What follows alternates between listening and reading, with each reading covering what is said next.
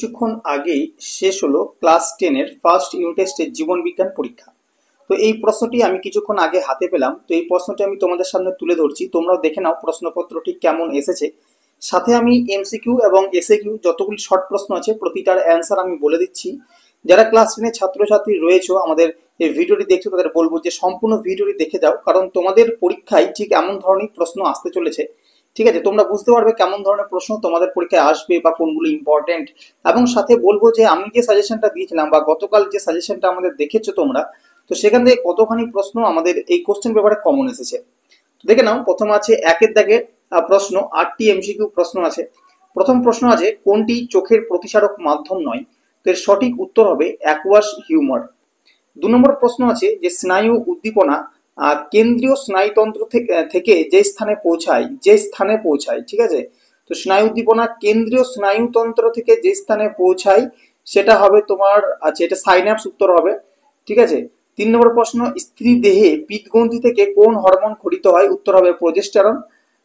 4 নম্বর প্রশ্ন ডাবের জলে যে হরমোন পাওয়া যায় সেটি হলো, তো এর সঠিক উত্তর হবে সাইটোকাইনিন। এই যে প্রতিটা প্রশ্ন আমি বলছি, প্রত্যেকটা প্রশ্ন কিন্তু আমি সাজেশনে দিয়েছিলাম, ঠিক আছে। শর্ট প্রশ্ন, বড় প্রশ্ন প্রতিটাই কিন্তু কমন এসেছে। যারা ভিডিওটি দেখোনি তারা দেখলে হয়তো বুঝতে পারবে।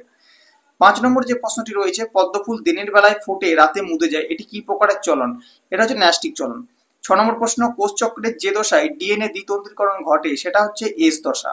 7 নম্বর প্রশ্ন হচ্ছে যে ক্রোমোজোমের যে অংশটি নিউক্লিওলাস গঠন করে সেটা হচ্ছে গৌণখাঁজ।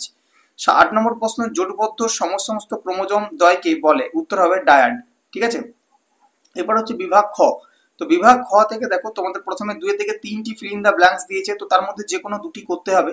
তো প্রথম প্রশ্ন হচ্ছে উদ্ভিদ কোষের ড্যাশ গঠনের মাধ্যমে সাইটোকাইনেসিস সম্পন্ন হয়, তো উত্তরটা হবে কোষ প্লেট, মানে তোমার সেল প্লেট বা কোষপাত।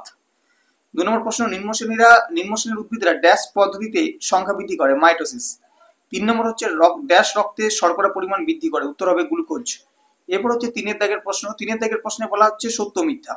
প্রথম প্রশ্ন হরমোন ক্রিয়ার পর অপরিবর্তিত থাকে, তো এই উত্তরটা মিথ্যা হবে, কারণ হরমোন ক্রিয়ার পর ধ্বংস হয়ে যায়। 2 নম্বর হচ্ছে জিব্রেলিন পাতার জড়া রোধ করে, এটা এটা ঝরা হবে, ঠিক আছে, মানে পাতা ঝরা রোধ করে জিব্রেলিন, এটা সত্য হবে। 3 নম্বর প্রশ্ন শুক্রাণুকে হেটারোগ্যামেট বলা হয়, দেখো শুক্রাণুগ্যামেট মানে হচ্ছে এক্স ওয়াই, তো এর হেটারোগ্যামেট যদি এক্স এক্স হতো তাহলে সেটা হতো হোমোগ্যামেট, তাহলে এটা সত্য হবে। এবার 4-এর দিকে দেখো এ স্তম্ভ এবং বি স্তম্ভ দিয়েছে।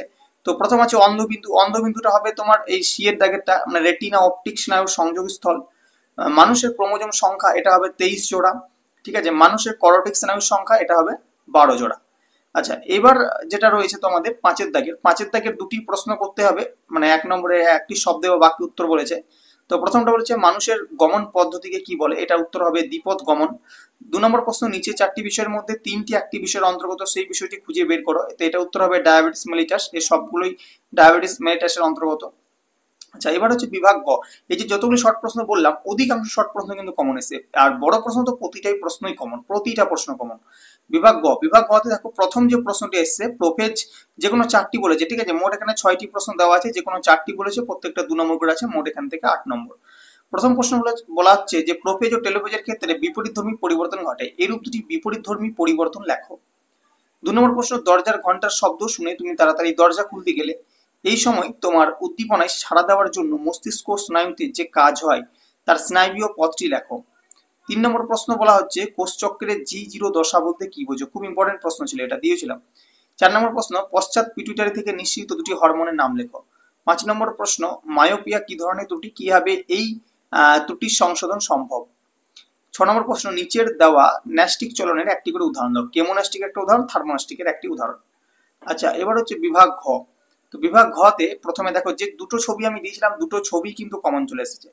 প্রথমে আছে 1-এর দাগের ছবি মানুষের অক্ষিগোলকের লম্বচ্ছেদের একটি বিজ্ঞানসম্মত চিত্র অঙ্কন করে নিম্নলিখিত অংশগুলিকে চিহ্নিত করো। কি কি দিয়েছে?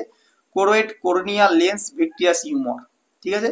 অথবা দিয়ে একটা প্রশ্ন দিয়েছে, যে এটাও কিন্তু আমি সাজেশনে দিয়েছিলাম, প্রাণী কোষের মাইটোসিস কোষ বিভাজনে অ্যানাফেজ দশা চিত্র অঙ্কন করে নিম্নলিখিত অংশগুলি চিহ্নিত করো। কি কি দিয়েছে? সেন্ট্রোমিয়ার, বেমতন্তু, মেরু অঞ্চল, অপত্য ক্রোমোসোম। আচ্ছা 8-এর দাগের প্রশ্ন হচ্ছে সহজাত ও অভ্যাসগত প্রতিবর্ধক ক্রিয়ার মধ্যে 3টি পার্থক্য লেখো। সোয়ান কোষ কি? ঠিক আছে, 3+2 5 নম্বর। অথবা দিয়ে আছে থাইরক্সিন হরমোনের 3টি কাজ লেখো, সাথে আয়োডিন যুক্ত খাদ্য লবণ খাওয়া উচিত কেন? এটা হচ্ছে 3+2, এটা হচ্ছে 5 নম্বর। আচ্ছা 9 নম্বর যে প্রশ্নটি রয়েছে 9-এর দাগের, রিচমন্ড ও ল্যাং প্রভাব কি, সাথে রয়েছে পার্থেনোকার্পি কি, সাথে রয়েছে দুটি কৃত্রিম ফাইটো হরমোনের নাম লেখো, ঠিক আছে, ফাইটো হরমোনের নাম। অথবা দিয়ে প্রশ্নটি রয়েছে যে একটা আদর্শ ইউক্যারিওটিক ক্রোমোসোমের গঠনের প্রাপ্ত অংশগুলি লেখো, সেন্ট্রোমিয়ার ও টেলোমিয়ারের কাজ কি কি। 3+3 মোট 5 নম্বর। এখানে যতগুলি প্রশ্ন দেখতে পাচ্ছ প্রতিটা প্রশ্ন কিন্তু সাজেশন থেকে কমন ছিল। তো এই ছিল আজকের জীবন বিজ্ঞানের প্রশ্নপত্র। যারা ক্লাস 10-এ পড়ছো এবং জীবন বিজ্ঞান পরীক্ষা দেবে, তোমাদের এখনো পরীক্ষাটি শুরু হয়নি, তারা অবশ্যই কিন্তু প্রশ্নপত্র থেকে প্রশ্নগুলিকে ভালোভাবে প্রিপারেশন করে যাও। সাথে আমি যে সাজেশন ভিডিওটি দিয়েছিলাম সেই ভিডিওটিও দেখে যাও। তোমরা অধিকাংশ প্রশ্ন এই সাজেশন ভিডিও এবং প্রশ্নপত্র থেকে কমন পেয়ে যাবে। তো তোমরা যারা আমাদের এই ভিডিওটি নতুন দেখছো তাদের প্রত্যেককে বলবো যে চ্যানেলটিকে সাবস্ক্রাইব করে নেবে, আর ভিডিওটি ভালো লেগে থাকলে অবশ্যই একটা লাইক করে দেবে। আজকের ভিডিও এখানেই রাখছি, দেখা হবে পরবর্তী ভিডিওতে।